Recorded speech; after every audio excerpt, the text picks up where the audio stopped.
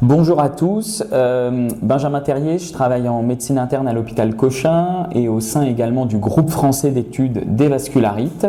Et donc on va parler un petit peu des vascularites cryoglobulinémiques, donc qui sont, comme vous allez le voir, un type de vascularite au sein du grand groupe que sont les vascularites systémiques. Alors, si vous êtes un petit peu familier avec peut-être les présentations qui peuvent être faites parfois sur les vascularites, cette image que vous voyez ici doit vous rappeler quelque chose, car c'est la représentation des vascularites telle qu'elle a été établie par la conférence de consensus, c'est-à-dire que quand tous les médecins se mettent d'accord, de Chapel Hill, qui est une ville en Caroline du Nord, qui a été en fait le premier lieu de rassemblement des médecins impliqués dans les vascularites, tout d'abord en 1994 et ensuite en 2012. Et donc, cette conférence de consensus a permis de définir les vascularites selon différents aspects, notamment la taille des vaisseaux concernés. Et comme vous voyez, on voit sur ce schéma des grosses artères sur la gauche, puis ensuite, plus on va vers la droite, des plus petits vaisseaux. Et donc, il y a le groupe de ce qu'on appelle les vascularites des petits vaisseaux, qui sont les petites artères qu'on trouve dans les organes, qui sont donc invisibles sur les examens d'imagerie, comme un scanner par exemple, et qu'on peut analyser notamment sur des biopsies. Et donc, au sein de ces vascularites des petits vaisseaux, il y a notamment les vascularites associées à ce qu'on appelle des complexes humains. Et en fait, un complexe humain, c'est un couple d'un anticorps qui se fixe sur un antigène, et c'est ça qu'on va appeler le complexe humain. Et donc, ces complexes humains, donc ces couples anticorps-antigènes, eh ben, ils vont former une protéine, un gros complexe qui va se déposer sur les vaisseaux et les inflammer. Et c'est ce qui se passe notamment dans les vascularites cryoglobulinémiques. Et donc, par définition, une vascularite cryoglobulinémique, c'est une vascularite des petits vaisseaux avec des dépôts de ces fameux complexes humains et au cours desquels on trouve dans le sang la présence du marqueur qu'on appelle une cryoglobulinémie. Et quand on regarde l'ensemble des vascularites, eh bien, en fait, celles qui sont associées à un marqueur vraiment spécifique, il n'y en a que deux. Il y a les vascularites cryoglobulinémiques avec la présence de la cryoglobuline et les ANCA, les anticorps contre le cytoplasme des polynucléaires neutrophiles qui, quand ils sont présents, vont permettre d'identifier le groupe des vascularites à ANCA. Mais à part ça, on peut avoir de l'inflammation, des choses comme ça, mais ce n'est pas propre à la vascularite cryoglobulinémique. Ça peut se voir dans toute maladie inflammatoire. Et la cryoglobuline, donc ce complexe d'anticorps et d'antigènes, eh bien en fait, il peut se visualiser à l'œil nu, et notamment quand on met un sérum, c'est-à-dire qu'on vous prélève votre sang et qu'on va séparer les cellules et garder le sérum, ce qui est un petit peu souvent d'une couleur jaune clair, comme vous pouvez voir ici, et qui va, quand on le met au frigo pendant plusieurs jours, pour être au froid donc, eh bien ça va permettre de démasquer cette cryoglobuline, cryo pour froid, globuline anticorps, et donc vous voyez c'est un précipité, comme vous pouvez voir sur les images de droite, qui va apparaître au bout de quelques jours au frigo, et donc c'est ça qu'on appelle la cryoglobuline. Donc c'est en fait quelque chose, une anomalie immunologique qui se voit à l'œil nu et qui se diagnostique quand on met le prélèvement de sang au frigo. Alors quand on regarde plus en détail ce qu'il y a dans ces précipités, dans cette espèce de dépôt blanchâtre, en fait on peut retrouver différents types d'anticorps. Soit on a un seul et même type d'anticorps, donc une globuline qui précipite au froid, une cryoglobuline, mais unique, ce qu'on appelle monoclonal ou de type 1, c'est-à-dire qu'il n'y a qu'un seul type d'anticorps, comme vous pouvez voir ici, sur la gauche, un seul même anticorps représenté ici en rouge. Et bien ça, donc c'est ce qu'on appelle la cryoglobuline de type 1, et il faut toujours rechercher la présence de ce qu'on appelle un clone, c'est-à-dire un groupe de cellules, de lymphocytes B, ceux qui fabriquent les anticorps, et généralement qui est trop représenté. alors qu'ils ne devraient pas être aussi bien représentés.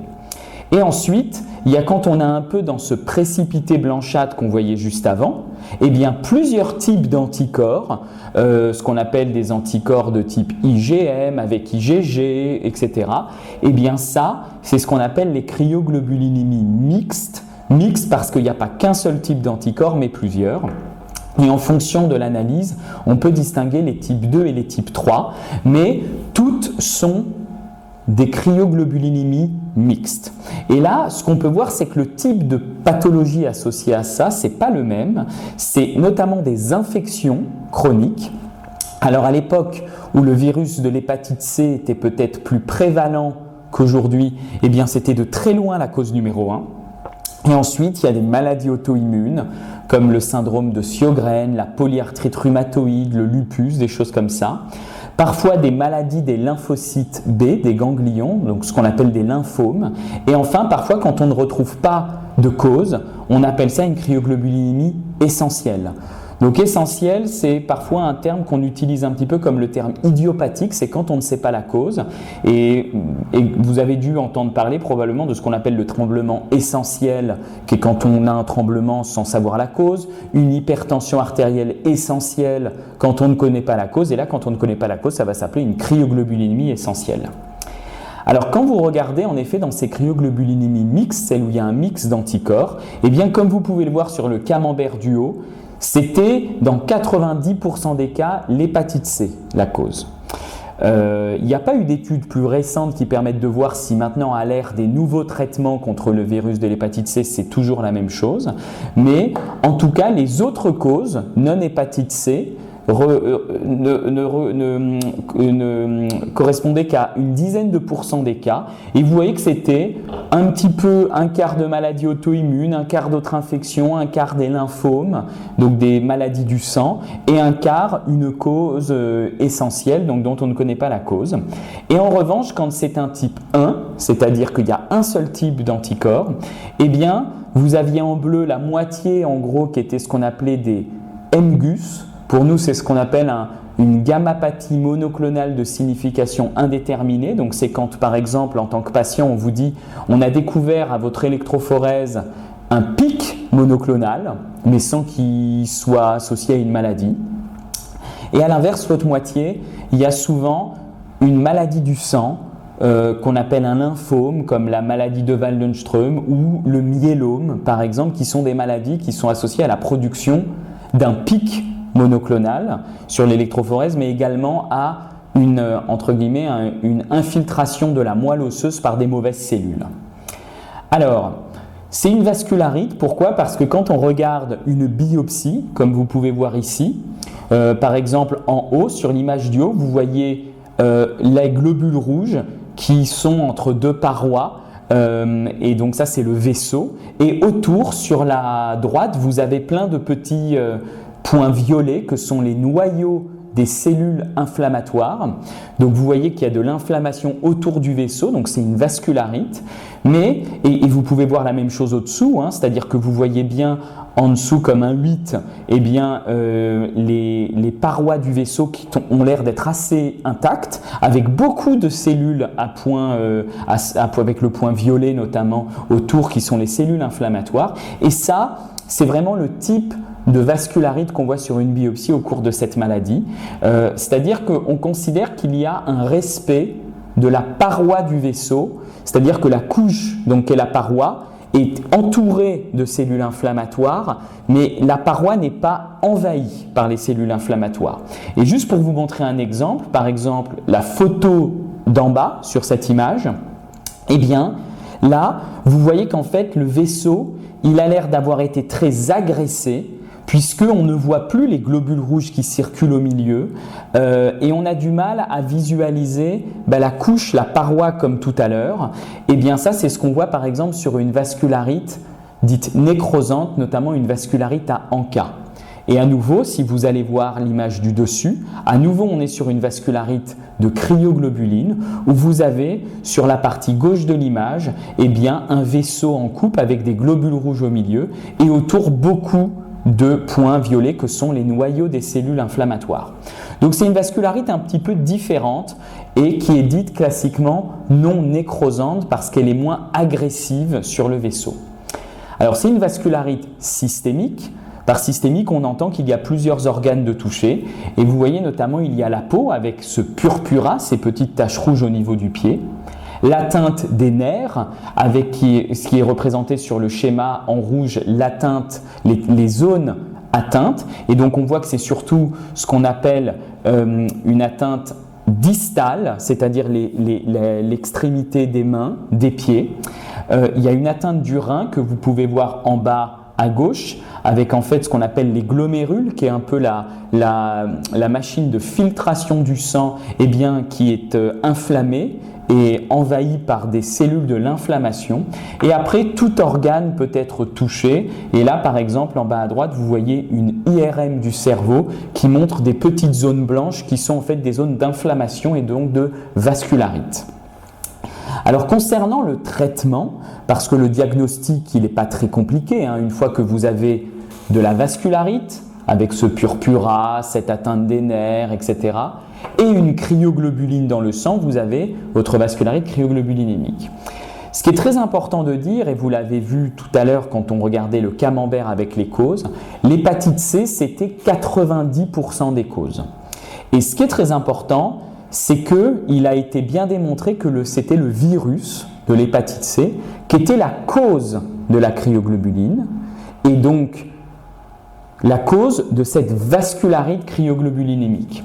Et il a été montré, c'est un tableau dont il ne faut pas regarder forcément le détail, mais pour dire qu'il y a eu beaucoup d'études qui ont montré que eh bien, de traiter le virus par de l'interféron, IFN, interféron alpha, et RBV, c'est la ribavirine, qui était en fait le traitement antiviral il y a quelques années, eh bien, permettait de guérir de la vascularite.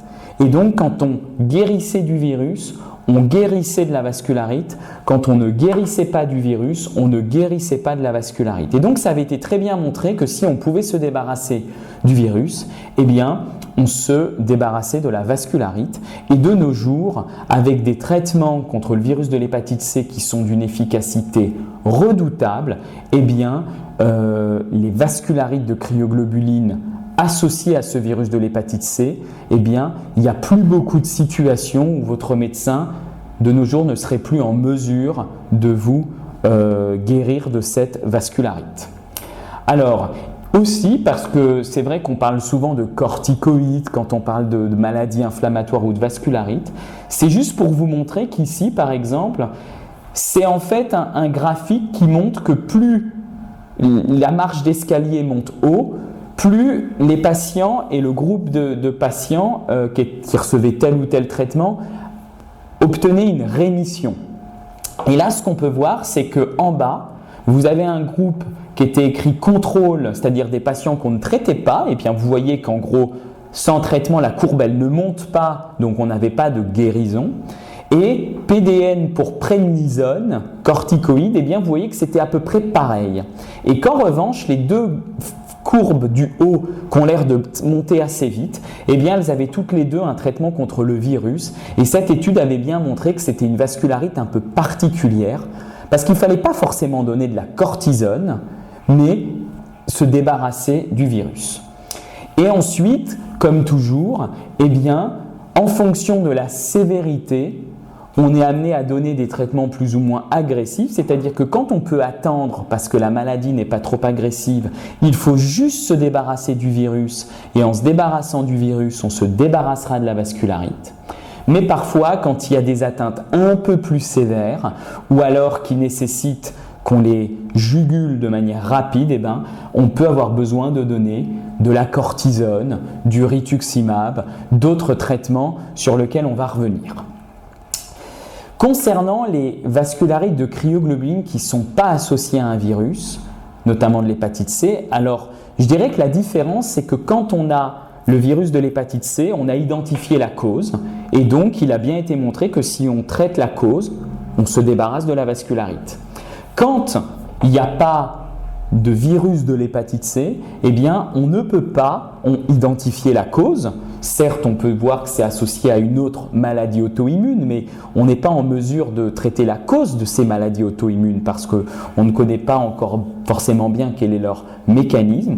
Et donc, quand ce n'est pas une vascularite associée à l'hépatite C, eh bien, on a difficilement la possibilité d'être aussi efficace et radical quant à la guérison. C'est-à-dire qu'on va calmer la vascularite, la mettre en rémission, mais on restera toujours vigilant parce que parfois cette maladie pourra se réveiller.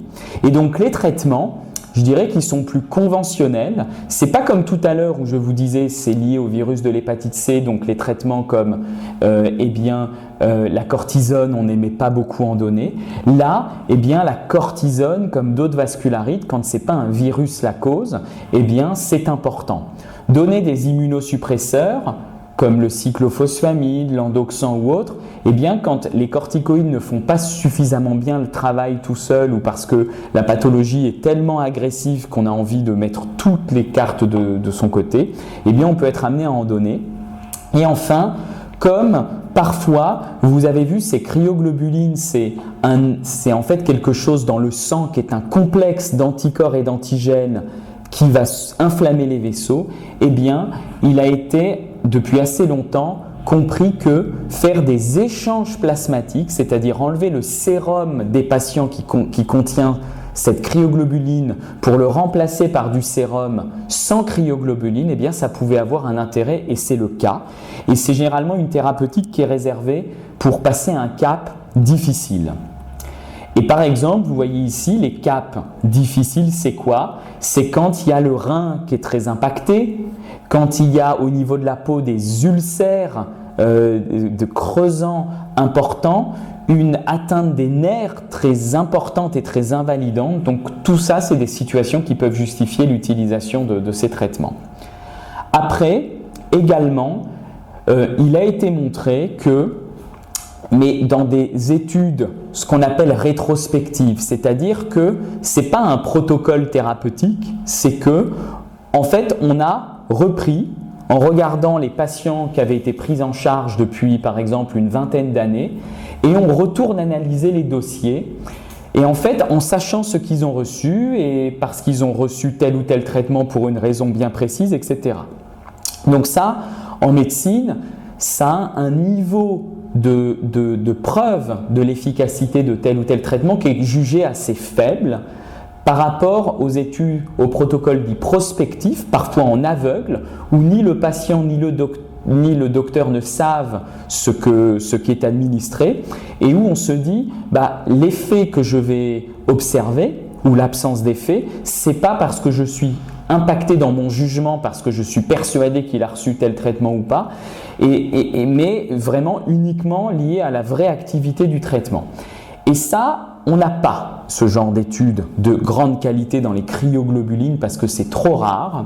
Et donc, on a des données rétrospectives qui peuvent donner des suggestions et permettre au docteur d'avoir quand même un peu l'expérience de ce que font les autres et de ce que ça a montré. Mais il faut quand même se dire que la force de la preuve de l'efficacité est quand même beaucoup plus faible. Et bien, dans ce travail, il avait été montré que donner une combinaison de cortisone et d'un immunosuppresseur, c'était plus efficace que de donner que des corticoïdes tout seul, et que quand on regardait le type de traitement immunosuppresseur qui était donné, celui qui était le plus efficace comme schéma, comme combinaison de traitement, c'était corticoïdes, CTC, plus le rituximab, RTX, qui est en fait un anticorps qui va éliminer pendant quelques mois les cellules qu'on appelle les lymphocytes B qui fabriquent les anticorps et sont à l'origine de la production de la cryoglobuline. Donc ça montrait bien que ce schéma, cette combinaison de traitements était plus efficace, mais ce qu'il était aussi vu, c'est que en étant peut-être plus efficace, on avait un risque d'infection, ce qu'on appelle une infection sévère, c'est une infection qui conduit à devoir être hospitalisé ou avoir des antibiotiques par voie intraveineuse. Et je dirais que cette efficacité plus importante était contrebalancée par un risque d'infection plus important. Et ces vascularites cryoglobulines, on sait qu'elles ont un risque d'infection plus important que les autres. Et c'est pourquoi, si vous avez une vascularite cryoglobulinémique, vous verrez que parfois se pose ce qu'on appelle la balance entre les bénéfices et les risques à recevoir de la cortisone toute seule ou de la cortisone et ce rituximab par exemple, en fonction de votre fragilité vis-à-vis des infections, des atteintes de votre maladie. On ne veut pas forcément traiter trop lourdement quand les atteintes ne sont pas graves ou perturbent trop le quotidien, alors que si elles sont graves, on va être plutôt plus agressif. Et ces infections, c'était notamment quand la cortisone était donnée à forte dose. Donc pour conclure sur ces maladies de vascularite cryoglobulinémique, ce qu'on peut dire, c'est que là encore, si on regarde un peu que ça va impacter sur la vie, c'est en termes de voyage, par exemple, bien entendu, ils vont être possibles, mais encore une fois, quand on donne de la cortisone et des immunosuppresseurs, il y a certains vaccins qui sont contre-indiqués, on n'a pas le droit de les faire, comme la fièvre jaune, ce qui va vous empêcher d'avoir accès, si vous êtes sous ces traitements, à certaines destinations. Le risque infectieux, il faut considérer qu'il est élevé. C'est probablement une des vascularites où on a l'impression que les patients font le plus d'infections et donc la prévention avec les vaccins, la prise de traitement pour vous protéger comme le Bactrim, ça sera vraiment quelque chose de très important. La contraception, il n'y a pas d'adaptation possible, mais j'ai envie de dire que de toute façon, c'est quand même une pathologie qui en moyenne touche les patients d'environ 65 ans. Donc on peut se dire que le problème de la contraception et du projet de grossesse est moins fréquent dans cette pathologie que dans d'autres. Mais que si ça touche des femmes jeunes notamment, eh bien le projet de grossesse il est possible, mais il faudra faire attention notamment aux certains médicaments contre-indiqués pendant une grossesse qui devront être retirés. Pour l'alimentation, il faut qu'elle soit normale, sauf si vous avez de la cortisone à forte dose et vous savez qu'il faut faire attention à l'absorption des sucres, surtout des sucres rapides, des sucres lents. Et la vie professionnelle, eh bien, il faudra qu'elle soit autant que possible normale, mais c'est vrai que comme elle touche des patients en moyenne de 65 ans avec parfois des douleurs à cause de l'atteinte des nerfs, tout ça, eh bien, c'est vrai qu'il faudra quand même l'adapter à l'état de fatigue si besoin. Donc, ce qu'on peut dire, c'est que c'est une vascularite qui est rare, qu'on se rend compte que parfois on est peut-être plus toxique avec les traitements que par la vascularite en elle-même, et c'est pour ça qu'il faut vraiment très bien apprécier cette balance entre les bénéfices et les risques de tel ou tel traitement. Il y a malheureusement très peu, voire pas d'essais thérapeutiques qui permettent d'avoir une attitude de certitude, où on sait qu'on fait ça parce que ça a été démontré.